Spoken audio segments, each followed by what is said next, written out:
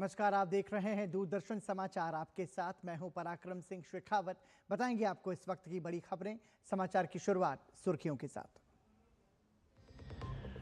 प्रधानमंत्री नरेंद्र मोदी ने G20 leaders summit को किया संबोधित। मादक पदार्थों, आतंकवाद के गठजोड़ का मुकाबला करने के लिए G20 पहल का भी रखा प्रस्ताव।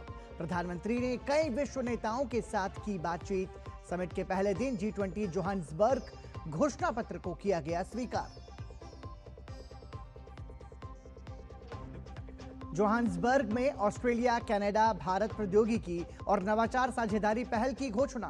प्रधानमंत्री नरेंद्र मोदी, ऑस्ट्रेलिया के प्रधानमंत्री एंथनी अल्बनीजी और कनाडा के प्रधानमंत्री मार्क कार्नी की बैठक के बाद हुई घोषणा। प्रधानमंत्री मोदी ने कहा, आने वाली पीढ़ियों के लिए एक बेहतर भविष्य सुनिश्चित करने के लिए मिलकर काम करने के लिए हैं तत्पर। अंतर्राष्ट्रीय हथियार तस्करी रैकेट का भांडाफोड़। दिल्ली में पकड़ा गया पाकिस्तान से भेजे गए हथियारों का जखीरा। 4 गिरफ्तार, विदेश में है गैंग का मास्टरमाइंड।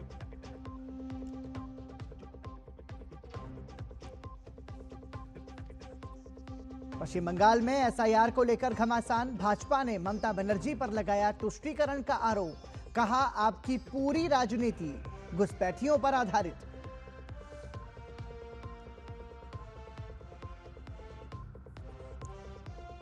और गुवाहाटी टेस्ट के पहले दिन का खेल खत्म। दक्षिण अफ्रीका ने बनाए 6 विकेट पर 247 रन।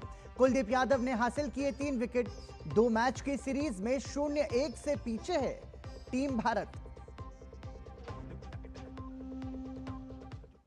G20 लीडर्स समिट के पहले सत्र को संबोधित करते हुए प्रधानमंत्री ने प्रगति और प्रकृति के बीच सामंजस्य के लिए भारत के सभ्यतागत ज्ञान पर आधारित एकात्म मानववाद के विचार को रेखांकित किया।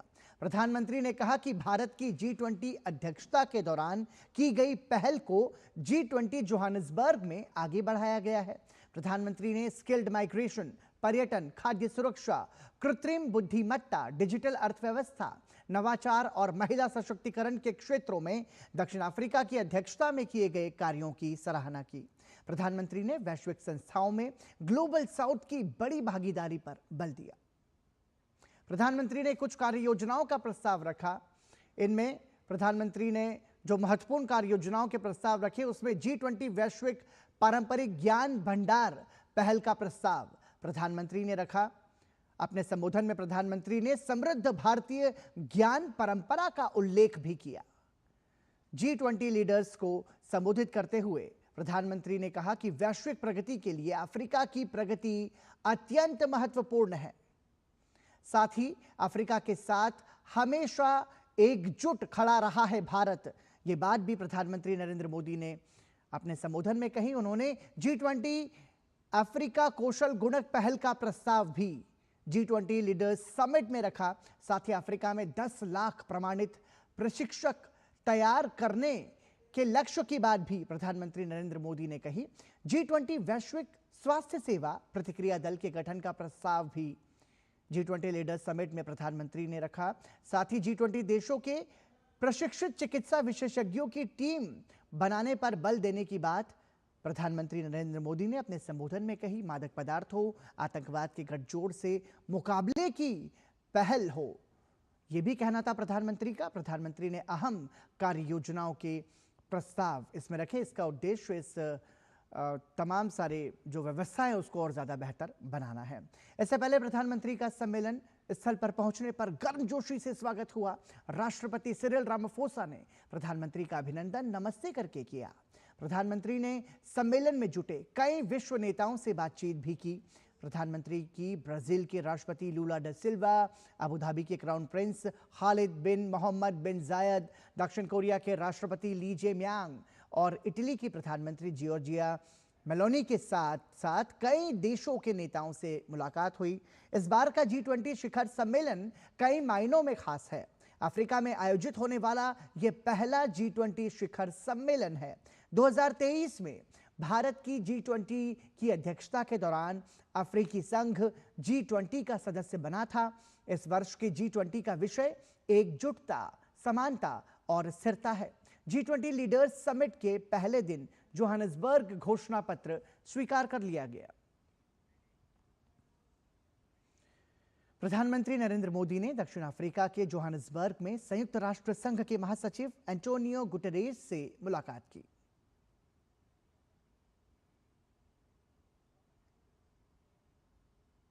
प्रधानमंत्री नरेंद्र मोदी ने दक्षिण अफ्रीका के जोहानिसबर्ग में ब्रिटेन के प्रधानमंत्री कीयर स्टारमर से भी मुलाकात की। दोनों नेता बेहद गर्मजोशी से मिले और इस दौरान दोनों ने बातचीत की। दक्षिण अफ्रीका के जोहानिसबर्ग में ऑस्ट्रेलिया, कनाडा, भारत प्रौद्योगिकी और नवाचार साझेदारी पहल की घोषणा हुई। प्रधानमंत्री नरेंद्र मोदी, ऑस्ट्रेलिया के प्रधानमंत्री एंथनी अल्बनीजी और कनाडा के प्रधानमंत्री मार्क कार्नी की बैठक के बाद इसकी घोषणा हुई। प्रधानमंत्री ने सोशल मीडिया प्लेटफॉर्म एक्स पर लिखा कि यह पहल उभरती प्रौद्योगिकियों में 3 महाद्वीपों और 3 महासागरों के लोकतांत्रिक साझेदारों के बीच सहयोग को गहरा करेगी।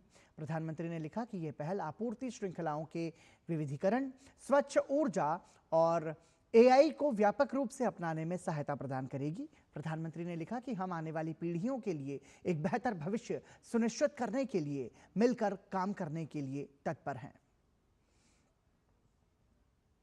बिहार में नई सरकार के गठन के साथ ही मंत्रियों ने अब अपना पदभार संभालना शुरू कर दिया है। बिहार के उप मुख्यमंत्री सम्राट चौधरी ने गृह मंत्री का पदभार संभाल लिया है।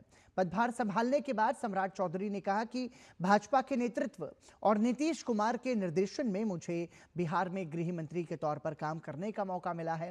नीतीश कुमार ने लगातार बिहार में सुशासन स्थापित किया है।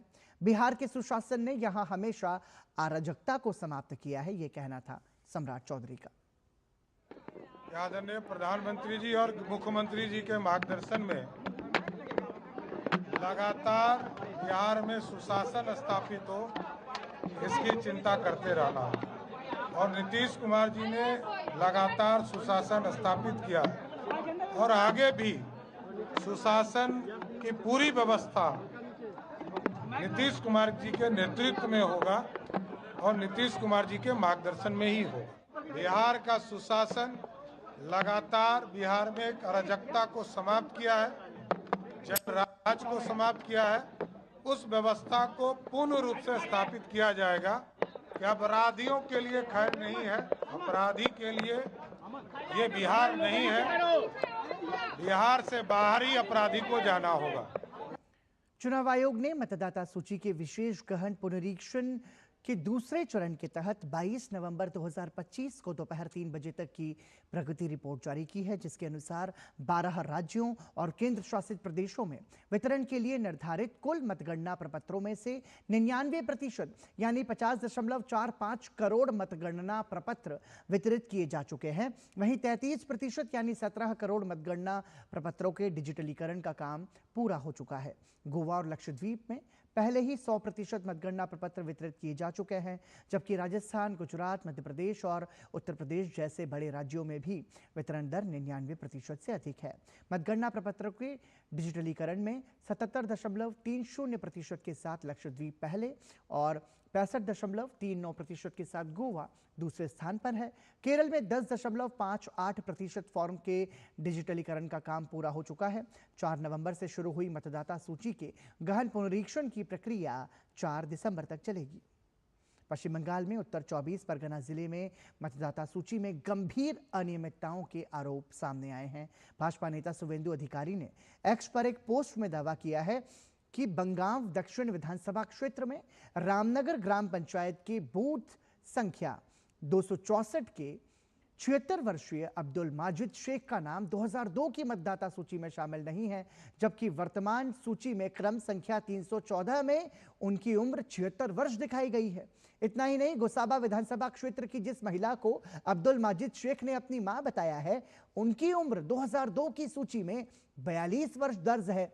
2025 में उनकी मौजूदा उम्र 65 वर्ष होती है, जबकि माजिद की उम्र 76 वर्ष है, यानी मां बेटे से 11 वर्ष छोटी दिखाई गई है। बताया जा रहा है कि माजिद के 3 बेटों ने भी एसआईआर फॉर्म जमा करते समय इसी महिला को अपनी दादी बताया है।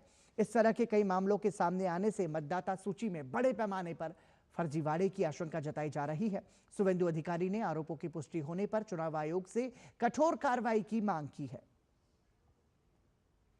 वैसे तो पूरे देश में चुनाव आयोग एसआईआर करा रहा है, लेकिन पश्चिम बंगाल में एसआईआर को लेकर टीएमसी कार्यकर्ताओं का हंगामा थमने का नाम नहीं ले रहा है। ताजा मामला पश्चिम बंगाल के चंद्रकोना इलाके का है, जहां भाजपा ने आरोप लगाया है कि टीएमसी पंचायत सदस्य शेख शफीरुल और अमजद अली खान लगातार भाजपा के बूथ लेवल इंचार्ज को धमका रहे हैं और गालियां दे रहे हैं। भाजपा का कहना है कि उनके booth level incharge Himadri Dey का अपराध केवल इतना है कि उन्होंने एसआईआर फॉर्म भरा था। भाजपा नेता शुवेंदु अधिकारी ने टीएमसी नेताओं का एक ऑडियो टेप जारी किया है, जिसमें वो भाजपा के लोगों को गाली दे रहे हैं। शुवेंदु अधिकारी का कहना है कि देश के कई दूसरे राज्यों में भी एसआईआर हो रहा है, लेकिन ऐसी अराजक स्थिति और कहीं नहीं है। ममता बनर्जी ने शुरू से ही एसआईआर के खिलाफ नॉन कोऑपरेशन का रास्ता अपनाया है। वो और उनकी पार्टी एसआईआर के खिलाफ लोगों को गुमराह कर उन्हें भड़काने की कोशिश कर रहे हैं। हालांकि पश्चिम बंगाल के आम लोगों ने एसआईआर का स्वागत किया है। हतोत्साहित टीएमसी नेता और उसके कार्यकर्ता अब लगातार लोगों को धमका रहे हैं। एसआईआर शुरू होने के साथ ही हजारों की संख्या में अवैध बांग्लादेशी और रोहिंग्या देश छोड़कर भाग रहे हैं। गयाजी में केंद्रीय मंत्री जीतन राम मांझी ने कांग्रेस के वोट चोरी वाले बयान पर कहा कि वो हमेशा से वोट चोरी की बात करते हैं। उन्होंने बिहार में भी कई सारी यात्राएं की थी, लेकिन बिहार की जनता ने उन्हें नकार दिया है। उन्हें इससे सबक लेना चाहिए। वोट चोरी की बात उनका एक जुमला बन गया है। कांग्रेस वाले लोगों ने तो एक रट लगाया है, वोट चोरी की बात सदा वो करते हैं। तो रामलीला मैदान में करें या जहाँ करें, बिहार में भी तो कई यात्राएं की थी बहुत दिनों तक, लेकिन बिहार के लोग तो नकार दिया। एसआईआर के नाम पर, वोट चोरी के नाम पर ही तो लोग यहाँ पर आंदोलन किए थे। अगर उनकी बात की मान्यता बिहार के लोग देते तो शायद इतनी बड़ी विक्ट्री नहीं होती। तो इससे उन लोगों को सबक लेना चाहिए। अगर वोट चोरी का मामला होता तो जरूर कहीं न कहीं कोई कमी होती, लेकिन वो तो कमी होती नजर नहीं आई है। तो उन लोगों का वोट का चोरी करना एक जुमला बन गया है। पटना में राष्ट्रीय लोक मोर्चा प्रमुख उपेंद्र कुशवाहा ने 14 दिसंबर को रामलीला मैदान में कांग्रेस की होने वाली रैली पर कहा कि इस दुर्गति के बाद भी कांग्रेस पार्टी यदि इन मुद्दों को नहीं समझ रही है, देश में अनेक मुद्दे हैं जो जनता से जुड़े हुए हैं, यदि उन मुद्दों को कांग्रेस उठाए तो उनका भविष्य में भला हो सकता है। लेकिन एसआईआर का मुद्दा है ही नहीं। बिहार में वो यानी कि विपक्ष के लोग जनता के मतों की चोरी के बारे में बोल रहे हैं। यदि लोगों का नाम मतदाता सूची से हटा दिया जाता तो लोग सड़कों पर आते। हालांकि ऐसा कुछ नहीं हुआ। अब इस दुर्गति के बाद भी कांग्रेस पार्टी चीजों को नहीं समझ रही है। देश में अनेक सारे मुद्दे हैं जो जनता से जुड़े हुए मुद्दे हैं। उन मुद्दों को कांग्रेस लाए तो भविष्य में उनका कुछ भला हो सकता है, लेकिन एसआईआर का मुद्दा है ही नहीं। बिहार में जिस जनता के वोट की चोरी के बारे में लोग बोल रहे हैं, वैसे लोग वास्तव में उनका वोट अगर चोरी हो गया होता तो लोग सड़क पर आते। मतदान हो गया, मतदान के दिन उनका नाम नहीं रहता वोटर लिस्ट में, तो लोग आते सड़क पर और कहते कि देखिए हम इतने लोग हैं, हमारा नाम वोटर लिस्ट से हटा दिया गया, हमारे वोट की चोरी हो गई। तो इस तरह का कोई प्रमाण है ही नहीं, फिर भी मुद्दा बनाने की कोशिश है। पश्चिम बंगाल में एसआईआर पर विवाद थमने का नाम नहीं ले रहा है। भाजपा प्रवक्ता गौरव भाटिया ने कहा कि पश्चिम बंगाल में जब से एसआईआर की प्रक्रिया शुरू हुई है, तब से हजारों की संख्या में बांग्लादेशी घुसपैठिए देश छोड़कर भाग रहे हैं। भाजपा नेता ने आरोप लगाया कि घुसपैठियों को भागते देख एक और जहां पूरे देश में प्रसन्नता है, तो वहीं ममता बनर्जी दुखी हैं। घुसपैठिए वापस अपने देश की तरफ लौट रहे हैं, तब भारतीय खुश थे। लेकिन ममता बनर्जी आंखों में नमी लिए, दुख, चिंतित और बड़ी व्यथित दिखाई दी। और ये ऐसा इसलिए है क्योंकि ममता बनर्जी सोच रही हैं, मैंने तुम्हें पाला पोसा, झूठे प्रमाण पत्र दिए कि समय आएगा तो ये घुसपैठिए मेरे लिए वोट करेंगे, लेकिन अब जब चुनाव का समय है तो तुम जा रहे हो। गौरव भाटिया ने ममता बनर्जी पर तुष्टीकरण की राजनीति करने का आरोप लगाते हुए कहा कि उनकी सारी नीतियां सनातन विरोधी रही हैं।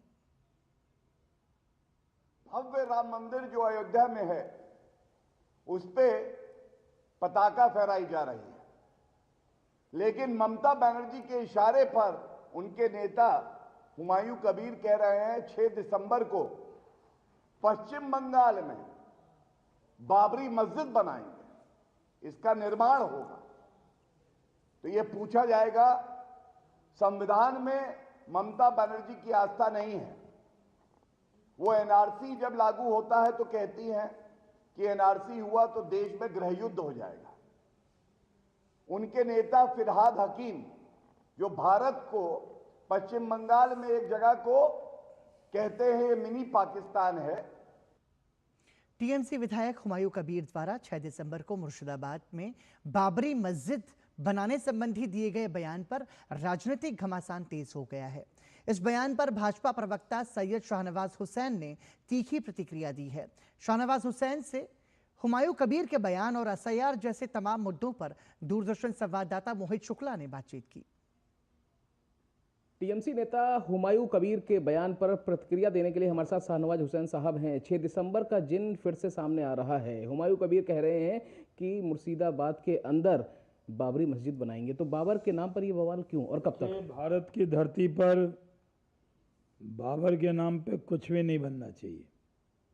बाबर एक हमलावर था, उसने आकर कितना विवाद पैदा किया। बाबर हिंदुस्तानी नहीं था, बाबर एक विदेशी हमलावर था। उसने भारत की संस्कृति पे हमला किया, राम मंदिर तोड़कर बाबरी मस्जिद बना दी। अब दूसरी बाबरी मस्जिद हिंदुस्तान में नहीं बनेगी, लेकिन ममता बनर्जी को लग रहा है चुनाव में ध्रुवीकरण करना है, चुनाव में विवाद पैदा करना है, हिंदू मुसलमान में दरार पैदा करना है। इसलिए जानबूझकर अपने विधायक हुमायूं कबीर के ज़रिए वो बाबरी मस्जिद के निर्माण का काम शुरू करा रही हैं। आप तो एकता और भाईचारे का पैगाम दे रहे हैं, संदेश बहुत दूर तक जा रहा है, लेकिन दूसरी तरफ एसआईआर के नाम पर बंगाल में जो कुछ देखने को मिल रहा है, घुसपैठिए जिनकी अपनी ज़मीन नहीं अब भाग रहे हैं, एसआईआर में भी को लेकर बंगाल के अंदर अब बहुत कुछ देखने को मिल रहा है। कुछ होने वाला नहीं है। बंगाल की सरकार ख़त्म होगी, बीजेपी की सरकार बनेगी। वो जान रही हैं कि हार का बहाना तलाश रही हैं। जब हारेंगी तो एसआईआर को बहाना बनाएंगी जो राहुल गांधी बना रहे हैं। ठीक है, वक्त देने के लिए बहुत शुक्रिया। तो साफ तौर पर आप शाहनवाज हुसैन साहब को सुन रहे हैं, वो साफ साफ ये बता रहे हैं कि आप एसआईआर का विरोध कीजिए, आप बाबर के नाम पर बवाल कीजिए, आप मंदिर मस्जिद की बात कीजिए, लेकिन हम विकास की बात करेंगे। दिल्ली से मैं मोहित शुक्ला, दूरदर्शन न्यूज़। और यहाँ रुकेंगे एक छोटे से ब्रेक के लिए, बने रहिए हमारे साथ।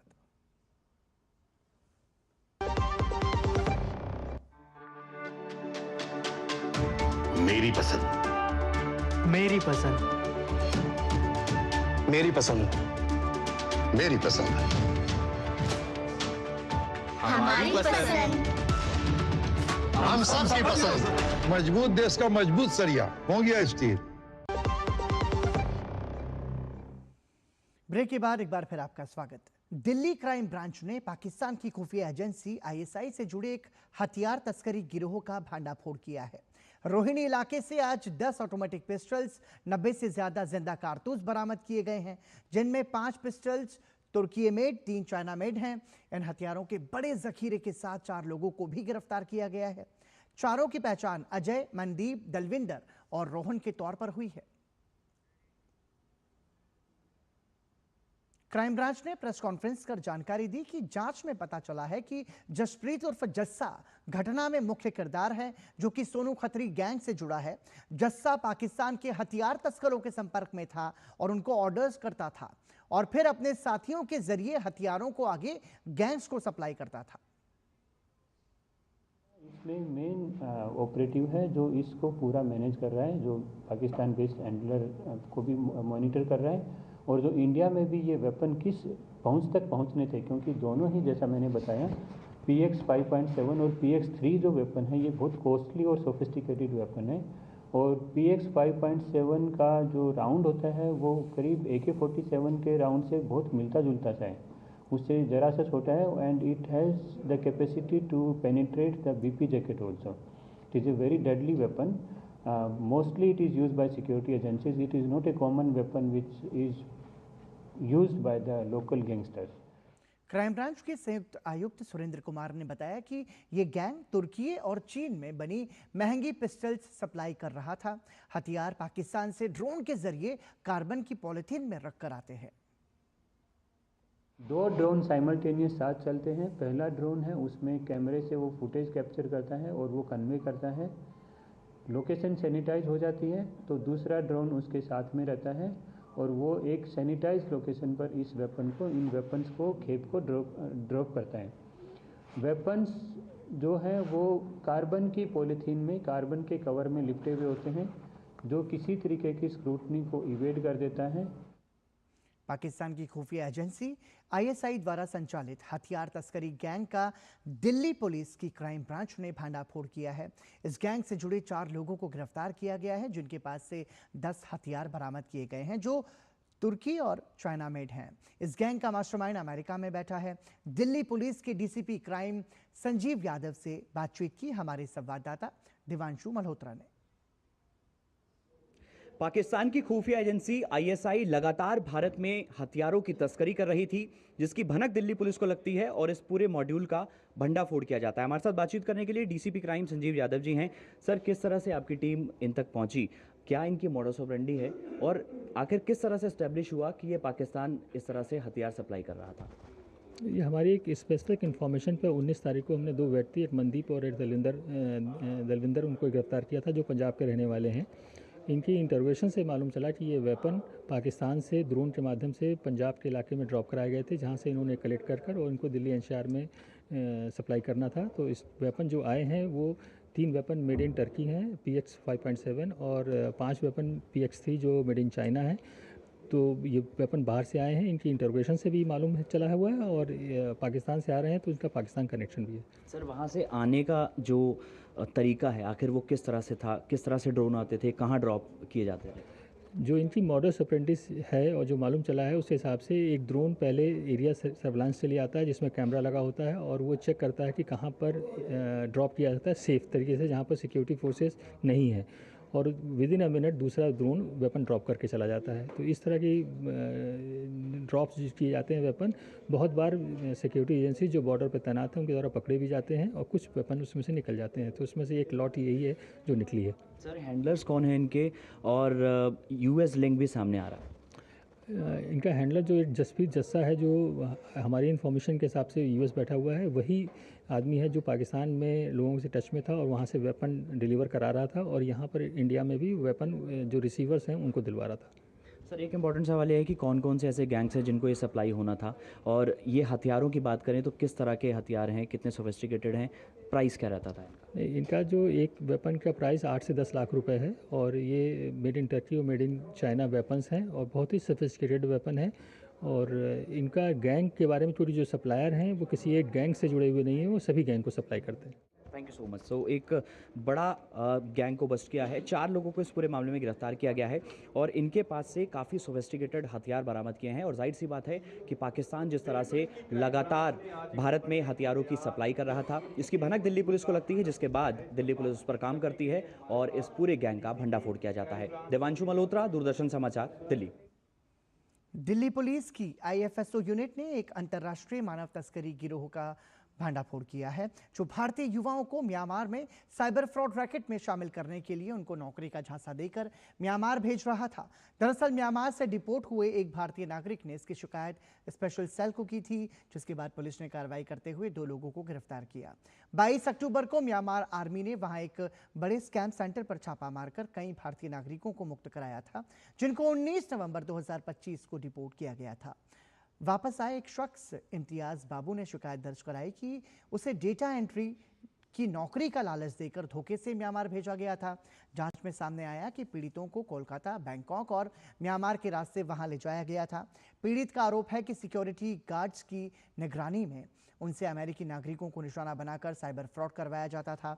FIR दर्ज करने के बाद 20 नवंबर को कार्रवाई करते हुए IFSO की टीम ने दानिश राजा को भवाना से गिरफ्तार किया। पूछताछ में खुलासा हुआ है कि दानिश का म्यांमार के स्कैम नेटवर्क से सीधा संपर्क था और मार्च 2025 में वो खुद डिपोर्ट होने के बाद भी रैकेट का हिस्सा रहा। पंजाब में बटाला के एसडीएम विक्रमजीत सिंह को रिश्वत लेने के आरोप में विजिलेंस ब्यूरो ने गिरफ्तार कर लिया। विजिलेंस टीम ने एसडीएम विक्रमजीत सिंह के सरकारी आवास पर करीब 2 घंटे तक छापेमारी की, जहां से लगभग 14 लाख रुपए बरामद हुए। एसडीएम बटाला को कोर्ट में पेश किया गया। कोर्ट ने उन्हें 3 दिन की रिमांड पर भेज दिया। दिल्ली ब्लास्ट मामले में फरीदाबाद की अल फलाह यूनिवर्सिटी पर लगातार शिकंजा कसा जा रहा है। देश विरोधी गतिविधियों का केंद्र बनी अल फलाह यूनिवर्सिटी में पढ़ने वाले छात्रों के परिजन चिंतित हैं। छात्रों के परिवारों ने आज फैकल्टी से बातचीत की, जिसके बाद फैकल्टी ने उन्हें विश्वास दिलाया कि छात्रों का भविष्य सुरक्षित है।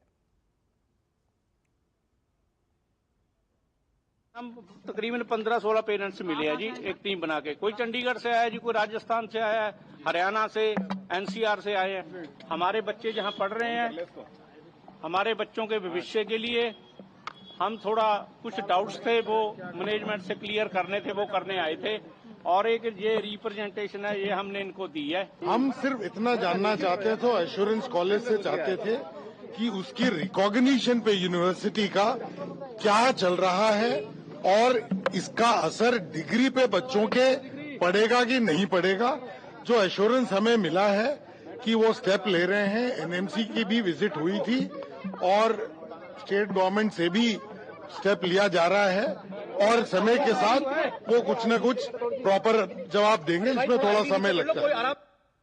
बेंगलुरु में दिन दहाड़े हुई 7 करोड़ की लूट के मामले में पुलिस के हाथ बड़ी सफलता लगी है और पुलिस ने लूटे गए 7 करोड़ रुपए में से 5 करोड़ 76 लाख रुपए बरामद कर लिए हैं। साजिशकर्ताओं की पहचान कर ली गई है। साथ ही 3 मुख्य आरोपियों को भी पकड़ लिया गया है। बता दें कि 19 नवंबर को एटीएम कैश वैन में लूट हुई थी।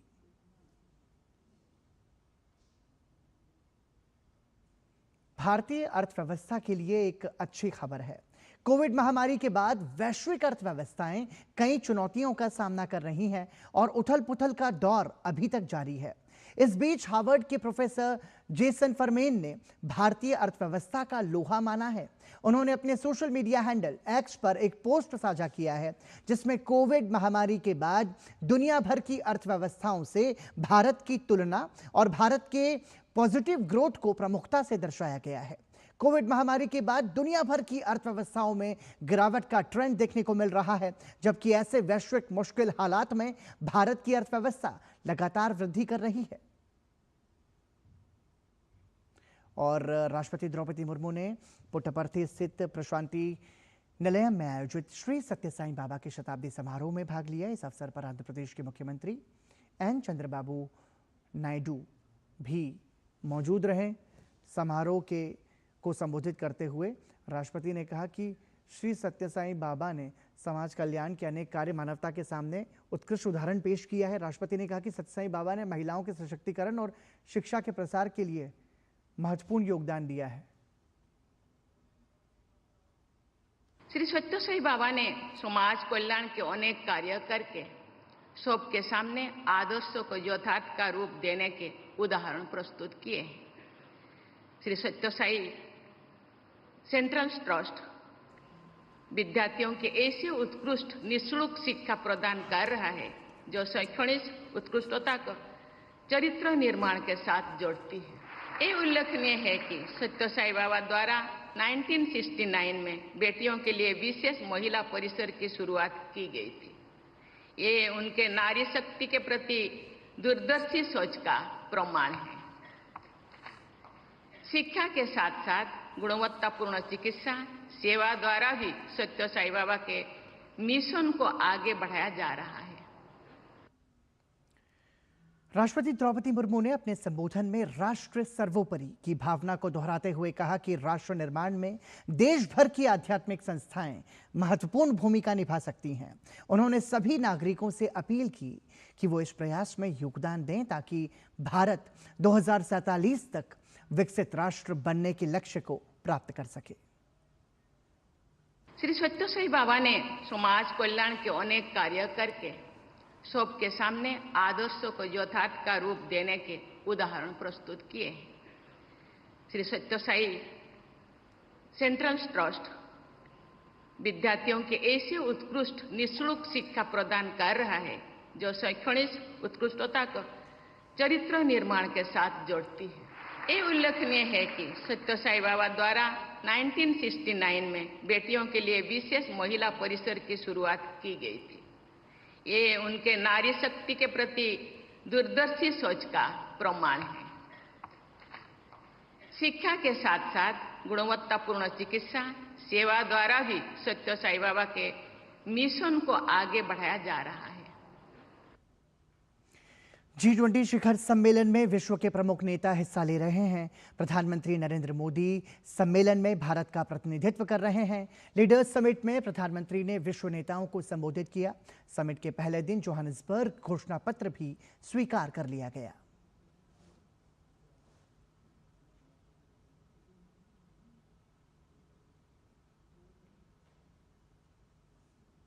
तस्वीरें आप देख रहे हैं G20 शिखर सम्मेलन की।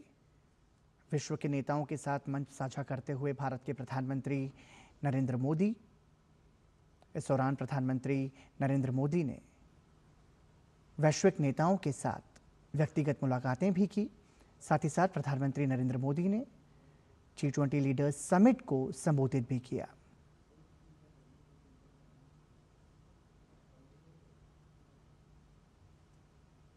आपको बता दें कि G20 लीडर्स समिट दक्षिण अफ्रीका के जोहानिसबर्ग में आयोजित हो रहा है।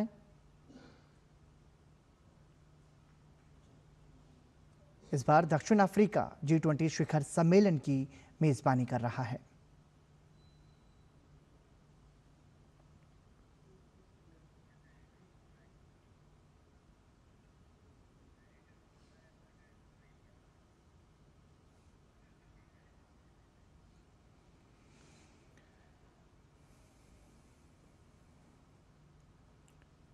प्रधानमंत्री नरेंद्र मोदी 3 दिवसीय दक्षिण अफ्रीका के दौरे पर हैं।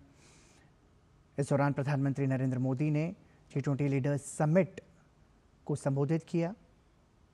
साथ ही साथ विश्व के नेताओं से भी प्रधानमंत्री नरेंद्र मोदी ने मुलाकात की। आपको बता दें कि दक्षिण अफ्रीका में G20 शिखर सम्मेलन का आयोजन हो रहा है। दक्षिण अफ्रीका संघ को G20 में भारत की अध्यक्षता में ही शामिल किया गया था। 2 दिवसीय G20 शिखर सम्मेलन का आज पहला दिन है। ये 20वां G20 शिखर सम्मेलन है जो कि दक्षिण अफ्रीका के जोहानिसबर्ग में आयोजित किया जा रहा है।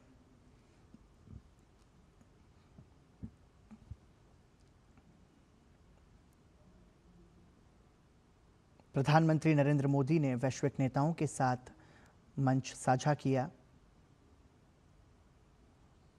और इस दौरान प्रधानमंत्री ने G20 सदस्य देशों के राष्ट्र प्रमुखों के साथ व्यक्तिगत मुलाकात भी की। 2 दिवसीय G20 शिखर सम्मेलन का आज पहला दिन है। इस दौरान प्रधानमंत्री ने G20 लीडर्स समिट में अपना संबोधन भी दिया। अपने संबोधन में प्रधानमंत्री ने कई महत्वपूर्ण बातों का जिक्र किया। साथ ही इसके माध्यम से प्रयास किए जा रहे हैं कि कैसे G20 सदस्य देश आर्थिक रूप से एक साथ मिलकर आगे बढ़ें, कैसे व्यापार को और ज्यादा बेहतर बनाया जाए, कैसे आर्टिफिशियल इंटेलिजेंस तकनीक का बेहतर इस्तेमाल किया जा सके। ये तमाम सारे प्रयास इस दौरान किए जा रहे हैं। आपको बता दें कि दक्षिण अफ्रीका के जोहानिसबर्ग में 20वां G20 लीडर्स समिट का आयोजन किया जा रहा है। इस समिट में शिरकत करने के लिए प्रधानमंत्री नरेंद्र मोदी 3 दिवसीय दक्षिण अफ्रीका के दौरे पर हैं। इस दौरान प्रधानमंत्री नरेंद्र मोदी ने Antonio Guterres, Giorgia Meloni, Keir Starmer सहित विभिन्न वैश्विक नेताओं के साथ मुलाकात की। 2 दिवसीय शिखर सम्मेलन का आज पहला दिन है। दक्षिण अफ्रीका के जोहानिसबर्ग में ये सम्मेलन आयोजित किया जा रहा है। प्रधानमंत्री नरेंद्र मोदी ने जोहान्सबर्ग में दक्षिण कोरिया के राष्ट्रपति ली जे-म्यांग के साथ बैठक की। दोनों नेताओं ने महत्वपूर्ण मुद्दों पर विचार विमर्श किया। बैठक में आर्थिक और निवेश संबंधों को और प्रगाढ़ बनाने पर भी चर्चा हुई।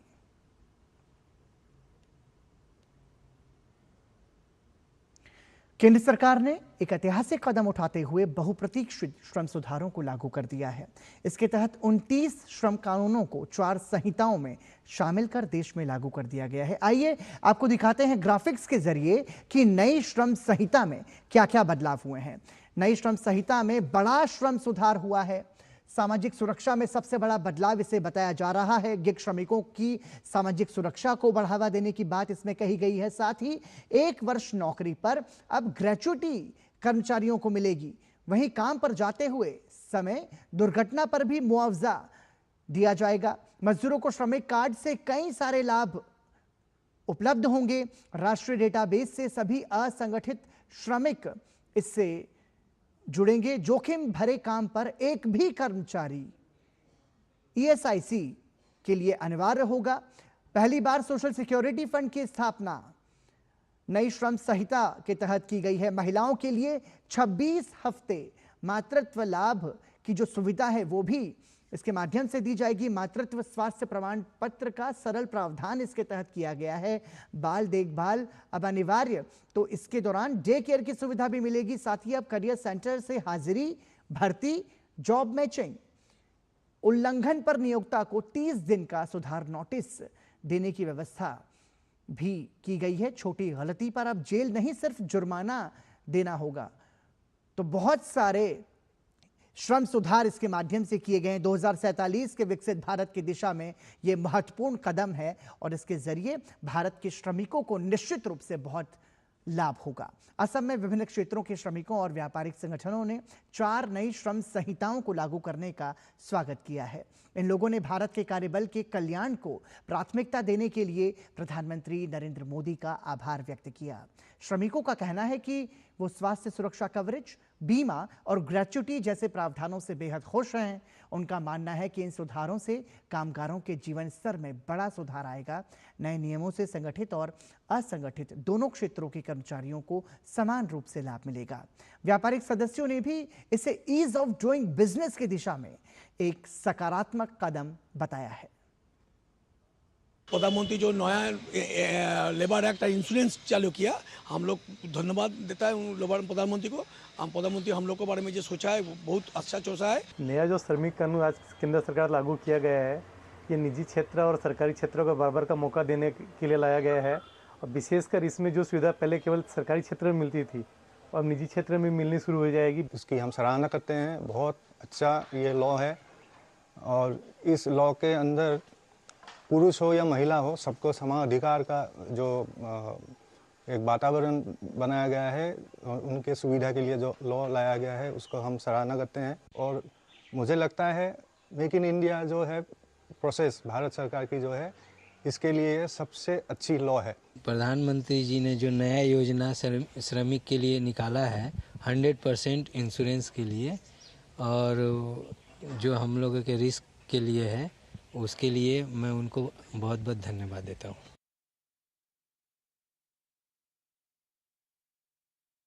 लोग खुश हैं और जमकर केंद्र सरकार की प्रशंसा कर रहे हैं। राजस्थान के बीकानेर के श्रमिकों ने भी प्रधानमंत्री नरेंद्र मोदी को धन्यवाद दिया और इस फैसले की सराहना की। नरेंद्र मोदी प्रधानमंत्री साहब को धन्यवाद देना चाहता हूँ कि श्रमिक अधिकार का जो नया नियम लगाए उनके लिए मोदी जी ने सर्वबंधु सुखिना सर्वे संतु निरामय का पालन किया है। सरकार द्वारा जो निर्णय किया है बहुत अच्छा है और मैं इसका समर्थन करता हूँ। मोदी जी का एक अच्छा कदम है। तो वेतन के बारे में जो इन्होंने एक प्रयास किया है, अच्छा प्रयास है। देश भर में मजदूर और प्रबुद्ध लोग नई श्रम संहिता का स्वागत कर रहे हैं। पटना में मजदूरों को इससे मेहनताने में सुधार की उम्मीद है, तो प्रबुद्ध लोग इसे भारत के श्रम बाजार को औपचारिक बनाने की दिशा में बड़ा कदम मान रहे हैं। लोगों का मानना है कि इसके चलते प्लेटफॉर्म और गिग वर्कर्स जैसे कर्मचारियों को न्यूनतम वेतन बढ़ने, स्वास्थ्य सुरक्षा देने के रास्ते खुलेंगे। कुल मिला के ये 4 श्रम कानून लिखिएगा श्रमिकों के अधिकारों को लेकर के एक समग्र जो है प्रयास है, और आने वाले समय में अगर ये सही से सारे जो 4 लेबर कोड भारत में इम्प्लीमेंट होते हैं तो ये भारत के श्रम बाजार को और लचीला बनाएगा, साथ ही साथ जो इनफॉर्मल सेक्टर को और फॉर्मलाइज करेगा। तो ये भारत के लिए एक विन विन सिचुएशन क्रिएट करने जैसा जो एक बहुत ही बड़ा जो है कदम है जो भारत सरकार ने कल उठाया है। योजना आया है हम लोग के लिए सही है, प्रधानमंत्री जी योजना लाए हैं हम लोग के लिए सही है, और जो समय से आप पेमेंट भी मिल जाएगा। योजना लाए हैं प्रधानमंत्री जी, हम लोग के लेबर को जो मिल जाएगा मजदूरी, हम लोग के योजना जो लाए हैं वह बहुत बढ़िया बात है। नई श्रम संहिता लागू हो चुकी है। नए लेबर लॉ सभी श्रमिकों के लिए लाभदायक होंगे। देश के कोने कोने में लोग खुश हैं और सरकार की तारीफ कर रहे हैं। गुजरात के अहमदाबाद के श्रमिकों ने भी प्रधानमंत्री नरेंद्र मोदी को धन्यवाद दिया और इस फैसले की सराहना की। इस प्राइवेट जॉब करती है उनको और सरकारी नौकरी करने वालों को एक समान धारा लागू होगा, सबको समान न्याय मिलेगा, जैसे कि समान वेतन। जो यह सुधार से अपॉइंटमेंट लेटर मिलेगा, सभी श्रमिकों को पीएफ, ईएसआईसी, बीमा और सामाजिक सुरक्षा मिलेगी, न्यूनतम वेतन भी सुनिश्चित होगा। मोदी जी ने इस श्रमिकों के लिए जो कार्य किए हैं उनकी हम बहुत ही सराहना करते हैं। जो कानून निकाले वो हमारे लिए बहुत लाभदायक हैं। उनमें जो मजदूरों के लिए 40 वर्ष की उम्र के जो वृद्ध हैं उनके लिए 100% इंश्योरेंस की गारंटी है। डबल काम करने पर दुगनी मजदूरी की गारंटी है। जो 4 कायदे लागू किया है उससे तरह से भारत सरकार का दिल से मैं शुक्रिया करता हूं। और जो आरोग्य की वजह से जो मेडिकल चेकअप जो मजदूर वर्गों का होगा उस तरह से हर कोई मजदूरों का उनको अच्छी तरह से लाभ मिल सकता है। उस तरह से मैं भारत सरकार का दिल से शुक्रिया अदा करता हूँ। 100% जो जोखिम वाला काम करते हैं उसको सुरक्षा मिलेगी, कई श्रमिकों को हेल्थ इंश्योरेंस मिलेगा। सरकार ने 4 कोड लागू किए हैं, वो हमारे मजदूर लोगों के लिए बहुत फायदे कारक हैं और उसकी वजह से सब महिलाओं को सम्मान वेतन और अधिकार मिला है। भी सरकार का खूब आभार मानता हूँ। नई श्रम संहिता लागू होने के बाद मुंबई के लोगों का क्या कहना है, आइए सुनते हैं। शासन ने जो निर्णय लिया है एक जैसा कीमान वेतन मिलना चाहिए वो मिलने वाला है। जो भी उन्होंने निर्णय लिया हुआ है वो ऐतिहासिक निर्णय है, हम उनका मनपूर्वक स्वागत करते हैं। जो सोशल रिफॉर्म है उससे सोशल सिक्योरिटी की वजह से ये जो श्रमजीवी लोग हैं हमारे यहाँ के श्रम करते हैं उसके लिए बहुत अच्छा निर्णय लिया है। केंद्र शासन का, मोदी सरकार का सही निर्णय है आने वाले दिनों के लिए। जो हमारे कामगार बांधव है, जो हमारे उनके जो परिवार है उनको ईएसआईसी का लाभ मिलने वाला है। पहले क्या होता था कि एक कारखाने में अगर 10 लोग थे, 10 के ऊपर, तभी वो ईएसआईसी का लाभ मिलता था, लेकिन अब ऐसा नहीं होने वाला है। और ये केंद्र सरकार ने जो लिया है उसमें निर्णय से एक बहुत बढ़िया निर्णय है।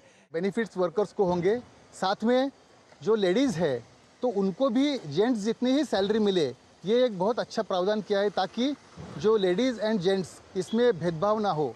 आज तक हमारे बारे में किसी ने सोचा नहीं था, कल से जो कायदा आ गया वो हमारे लिए बहुत अच्छा हो गया। इस मतलब जो कायदा आया उसका हम स्वागत करते हैं। ये निर्णय डिक्लेयर किया है उसके वजह से हमें बहुत सुकून मिल रहा है। आगे जाके हम भले वर्कर हो, हम समाज में सिर ऊंचा रख के रह सकते हैं। सरकार हमें ये पीएफ, ईएसआई या तत्सम इंश्योरेंस वगैरह जो सुविधाएं उपलब्ध करने की बोल रहे हैं उसका हम अच्छे से स्वागत करते हैं।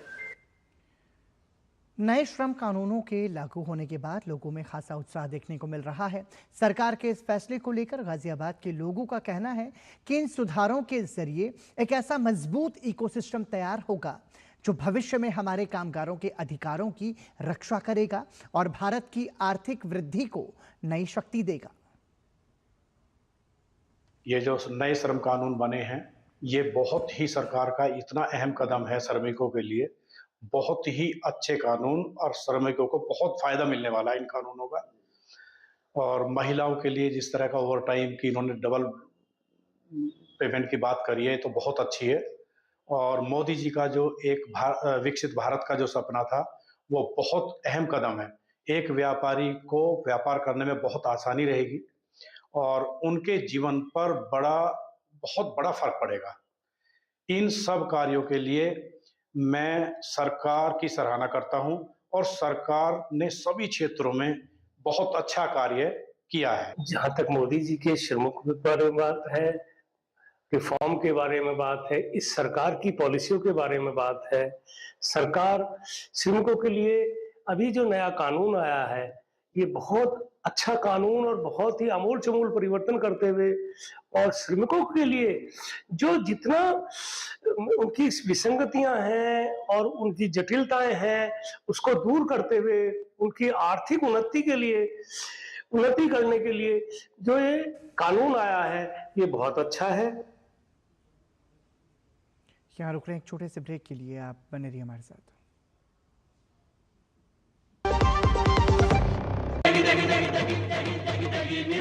MDH की देगी मिर्च का तड़का, अंग अंग फड़का। MDH की देगी मिर्च। जब धरती चीर कर निकलता है लोहे का पत्थर और मिलता है मोंगिया के जोश से, फिर तपता है, पिघलता है और बनता है फौलाद। अब होता है सरिया सारी खूबियों के साथ। मोंगिया स्टील, मजबूत देश का मजबूत सरिया। कौन है जो जोड़े देश को? विकसित भारत का विकसित भारत। गोल्डी छोले मसाले, जहाँ जाए रिश्ते बनाए। गोल्डी लाए हैं फ्रेश लॉक टेक्नोलॉजी जो रखे मसालों को हर समय फ्रेश। सुनो, एक अच्छी इंश्योरेंस पॉलिसी एआई से पूछते हैं। एक ऐसी पॉलिसी जिसमें प्रीमियम पेमेंट हो लिमिटेड पर इनकम आती रहे लाइफ टाइम। LIC का जीवन उत्सव। एक ऐसी पॉलिसी जो दे होल लाइफ इंश्योरेंस कवर भी। LIC का जीवन उत्सव।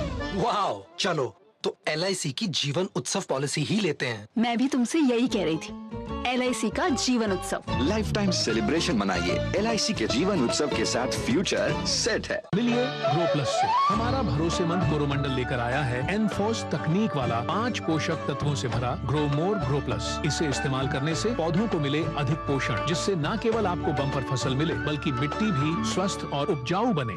ग्रो प्लस अब एनफोर्स तकनीक के साथ, सर्वोत्तम तकनीक, सफलता का प्रतीक। MDH केसर का हो बहाना, कश्मीरी पुलाव या बिरयानी खाना, केसरी चाय दूध, रसमलाई, केसरी लड्डू, हलवा या नाना, यही तो है MDH केसर का बहाना। MDH शुद्ध केसर, खुशबू ऐसी जो दिल जीत ले। MDH। ब्रेक के बाद एक बार फिर आपका स्वागत। आप देख रहे हैं दूरदर्शन समाचार।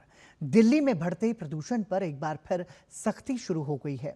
राजधानी में इस समय ग्रेप 3 लागू है। इसके तहत कई महत्वपूर्ण पाबंदियां प्रभावी हो गई हैं।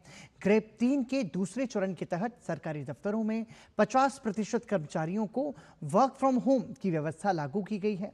दिल्ली की सीमाओं पर आने जाने वाले सभी वाहनों की कड़ी निगरानी की जा रही है। साथ ही जहां भी धूल और प्रदूषण की संभावना है वहां लगातार पानी का छिड़काव किया जा रहा है ताकि हवा की गुणवत्ता और खराब ना हो। गैप 3 का फेज 2 है, जिसके अंदर जो वर्क फ्रॉम होम है 50% एम्प्लॉयज़ जो हैं वो घर से काम करें। दिल्ली के अंदर DPCC के माध्यम से, हमारी सारी नोडल एजेंसीज के माध्यम से निरंतर हम ऐसी आइडेंटिफाई कर रहे हैं जितने भी हमारे सड़कों के ऊपर स्वीपिंग का काम है उसको MRS के माध्यम से 100% करा रहे हैं रात को, और उसमें भी हम रात को नाइट शिफ्ट में करवाने का काम कर रहे हैं। हम दिल्ली के अंदर जितनी कंस्ट्रक्शन हो रही हैं उसको गैप 3 में मॉनिटर कर रहे हैं, और अब तक हम कोई लगभग 200 से 1200 ज़्यादा इंस्पेक्शन कर चुके हैं, 200 से ज़्यादा नोटिस दे चुके हैं, और 50 को तो हम बिल्कुल बंद शट कर चुके हैं। Indian council of agricultural research के तत्वावधान में 6वीं अंतर्राष्ट्रीय एग्रोनॉमी कांग्रेस का आयोजन 24 से 26 नवंबर को राजधानी दिल्ली में किया जाएगा। सम्मेलन का उद्घाटन केंद्रीय कृषि मंत्री शिवराज सिंह चौहान करेंगे। सम्मेलन में लगभग देश के साथ साथ 20 देशों के 1000 से ज्यादा कृषि वैज्ञानिक, हितधारक और संगठन शामिल होंगे। Department of agricultural research and education के सचिव और Indian council of agricultural research के महानिदेशक डॉक्टर ML जाट ने कहा कि आगामी सम्मेलन एग्री फूड सिस्टम्स और पर्यावरण संरक्षण पर आधारित सम्मेलन होगा। उन्होंने कहा कि प्रधानमंत्री नरेंद्र मोदी की प्रेरणा से प्राकृतिक और ऑर्गेनिक कृषि के साथ साथ कृषि में जैव विविधता पर भी ध्यानाकर्षण किया जाएगा। माननीय प्रधानमंत्री जी का जो फोकस है, जो विजन है, वो कहते हैं हमेशा कि we have to break this silos. Now agriculture में we have so many silos and I think we can not address the complex challenges because there is a complexity of the challenges. So complex challenges can not be addressed in isolation and in silos. We need a systemic approach to address the complex challenges, and that's why the systems agronomy, the agri-food system whole value chain is something important, and that too toward the environmental stewardship, because हमारे पर्यावरण को भी हमें conserve करना है. Environment का मतलब सिर्फ वातावरण ये नहीं है, एनवायरनमेंट का मतलब सॉइल भी है, वाटर भी है, उसमें बायोडाइवर्सिटी भी है. वहीं डॉक्टर एमएल जाट ने कहा कि इस वर्ष देश में जहां खाद्यान्नों का रिकॉर्ड उत्पादन हुआ है, वहीं दलहन तिलहन के साथ साथ मिलेट के उत्पादन में भी इजाफा हुआ है। डॉक्टर जाट ने कहा कि पराली जलाने के मामले में भी इस वर्ष काफी कमी आई है। उन्होंने कहा कि वर्ष 2020 की तुलना में इस वर्ष पराली जलाने की घटनाओं में 95% की कमी आई है। एक खुशखबरी यह है कि जिस समस्या से हम लोग इस समय साल के इस समय जूझते हैं, पोल्यूशन की, और उसमें पराली जलने का जो कंट्रीब्यूशन होता है उस पर हर साल कई सारी प्रेस कॉन्फ्रेंसेज होती है, कई सारी चर्चाएं होती है. इस बार थोड़ी कम हुई, होनी चाहिए थी. उसका कारण है कम होने का कि अच्छा काम हुआ है, और अच्छा काम ये हुआ है कि पूरे यदि 2020 की तुलना में कंपैरिजन करते हैं इस साल की पराली की जलने पे, तो हम 95% के लगभग पराली जलने को बंद कर चुके हैं. क्या रुक रहे हैं? एक ब्रेक के लिए आप बने रहिए हमारे साथ।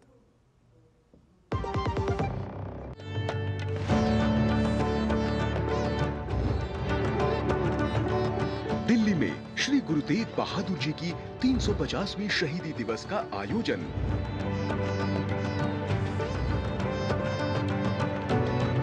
दिल्ली करेगी श्री गुरु तेग बहादुर जी की शहादत को नमन। संग्रहालय में दुर्लभ चित्र और दस्तावेज बताएंगे श्री गुरु जी की गाथा। लाइट एंड साउंड शो में उभरेगा उनका अदम्य साहस और बलिदान। टेंट सिटी और 24 घंटे लंगर का पूर्ण इंतजाम। श्री गुरु तेग बहादुर जी के जीवन से मिलता धर्म और इंसानियत का पैगाम। आइए जुड़े उनके जीवन आदर्श के सम्मान में 23 से 25 नवंबर लाल किला मैदान में। आप सभी इस पवित्र आयोजन का हिस्सा बने, गुरु साहब के चरणों में नमन करें और उनके अमर संदेश मानवता, त्याग और सद्भावना को अपने जीवन में अपनाएं। सार्यानु जी आयानु।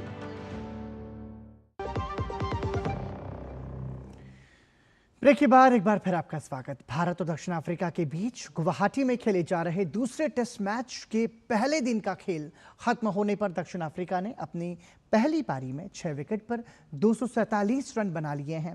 दक्षिण अफ्रीका के कप्तान तेम्बा बावुमा ने टॉस जीतकर पहले बल्लेबाजी का फैसला लिया।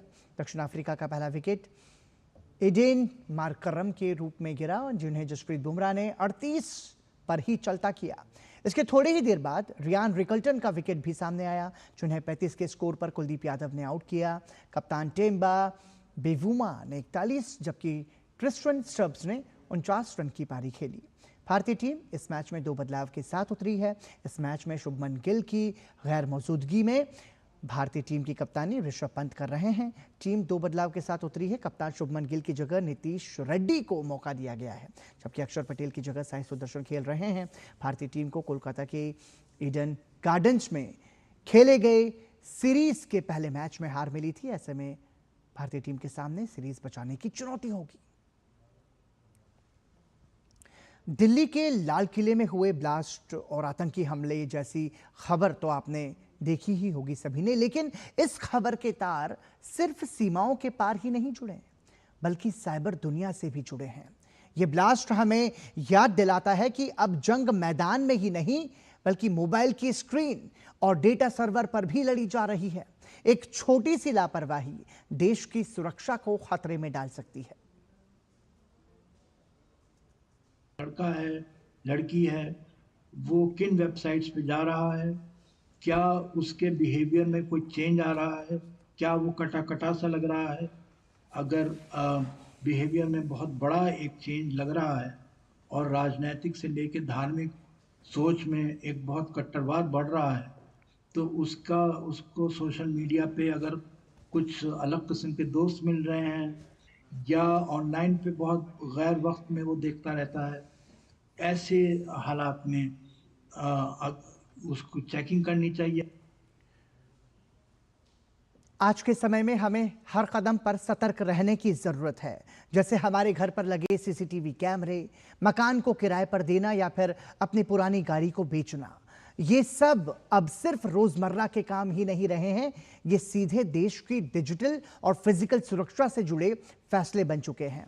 हम हर कदम पर कैसे सतर्क रहें और किन बातों का हमें ध्यान रखना चाहिए और कैसे हम अपराधों से अपनी सुरक्षा कर सकते हैं, जानने के लिए जरूर देखिए साइबर अलर्ट आज रात 10 बजे सिर्फ दूरदर्शन समाचार पर। और इसी के साथ मुझे दीजिए अनुमति। नमस्कार। अपनी साइबर लापरवाही से आप देश को खतरे में तो नहीं डाल रहे। कई ऐसे खतरे जो साइबर जगत से जुड़े हैं, जिनके माध्यम से हम आप अगर एहतियात बरतें तो देश को रख सकते हैं सुरक्षित। Terrorist group social media use क्यों करते हैं? क्योंकि उनको मैसेज डिसमिनेशन करना होता है, इको चैम्बर बना के उनका आइडियोलॉजी का अंजाम दे सके। बाजार जो होते हैं वहाँ पे हमारे पब्लिक में कैमरास होते हैं, किसी को पासवर्ड मिल जाता है डिफ़ॉल्ट, तो उसके लिए वो पूरा बाजार मॉनिटर करना बहुत आसान हो जाएगा। अगर मकान मालिक हैं तो अपने किराएदार का सत्यापन जरूर करवाएं।